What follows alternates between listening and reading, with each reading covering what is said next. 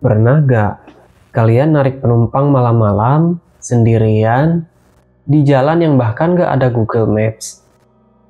Namaku Dani, aku sopir travel malam antar kota yang biasa ngantar penumpang pulang kampung atau kerjaan malam ke daerah-daerah pegunungan.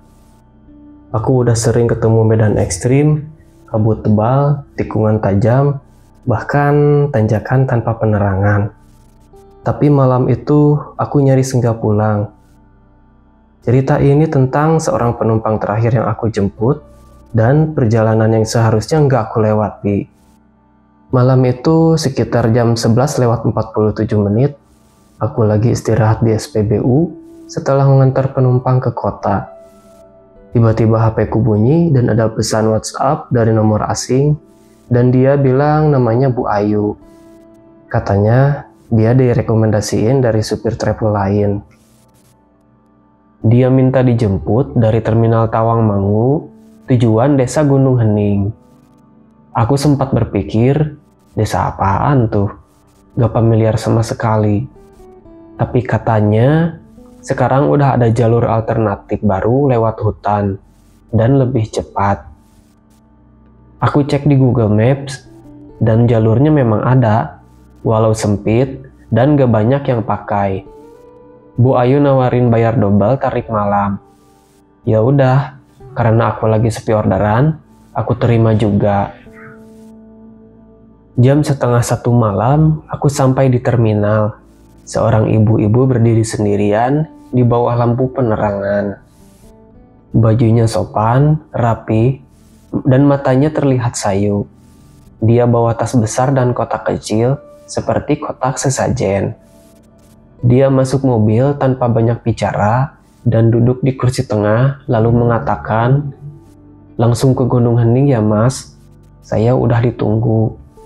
Dari situ suasana mulai berubah.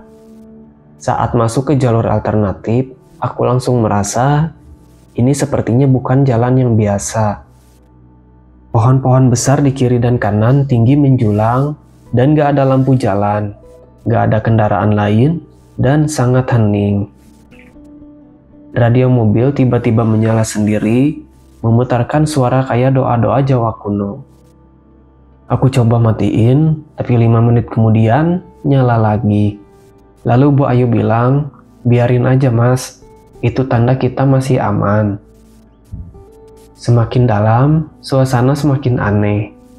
Aku mulai dengar suara orang lari-lari di luar mobil. Lalu, ketukan pelan di jendela belakang. Saat aku lihat ke spion, ternyata kosong. Tapi tiba-tiba, ada suara perempuan yang memanggil, "Mas, tolong, saya jatuh dari motor." Suaranya semakin dekat, tapi Bu Ayu lagi-lagi mengatakan, "Jangan jawab, jangan lihat ke belakang." Aku nurut dan gak berani nengok. Dan benar, suara itu pelan-pelan menghilang. Jam 2:10, kami sampai di gerbang desa.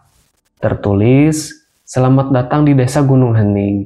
Tapi semuanya gelap gulita. Rumah-rumah tua berdiri di sisi jalan, gak ada satupun cahaya, tapi aku lihat siluet orang-orang berdiri diam di dalam. Tidak lama kemudian, kami pun sampai dan Bu Ayu mengatakan, "Berhenti di rumah kayu itu ya mas, saya turun di sini." Sebelum turun, Bu Ayu ngasih aku kotak kecil itu. "Mas, tolong antar ke Mas Bagus, rumah nomor 9, lurus ke atas." Aku ragu, tapi entah kenapa, aku ambil juga. Saat aku jalan kaki ke atas, suasana di rumah tua itu semakin dingin. Dan pas aku sampai di rumah nomor 9, rumahnya seperti udah gak ditinggalin manusia lagi. Aku coba ketuk pintunya, tetapi pintu itu terbuka dengan sendirinya. Di dalam ada satu meja, satu kursi, dan satu foto besar tergantung.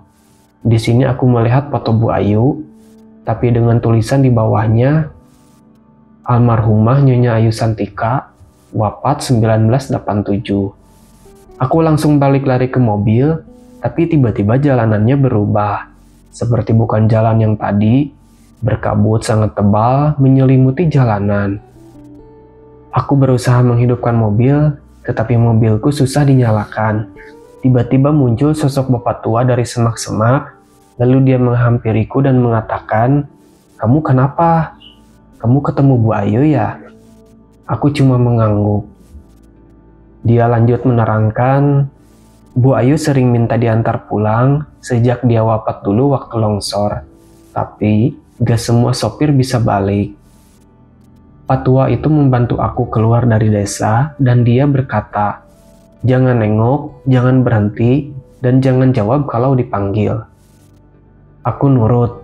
Sepanjang perjalanan, suara-suara aneh muncul lagi, tapi aku cuek. Dan akhirnya, aku lihat lampu kota di kejauhan. Aku sampai lagi ke kota pas waktu subuh. Saat aku menghidupkan HP dan melihat pesan dari Bu Ayu, semua pesan itu menghilang. Aku periksa jok belakang, kotak kecil itu masih ada. Saat aku buka, isinya satu kunci rumah yang terlihat sudah tua dan secari kertas bertuliskan, "Terima kasih Mas." Sejak malam itu, aku tidak pernah narik penumpang lewat tengah malam lagi. Karena aku tahu, gak semua penumpang yang naik ke mobil kita datang dari dunia yang sama.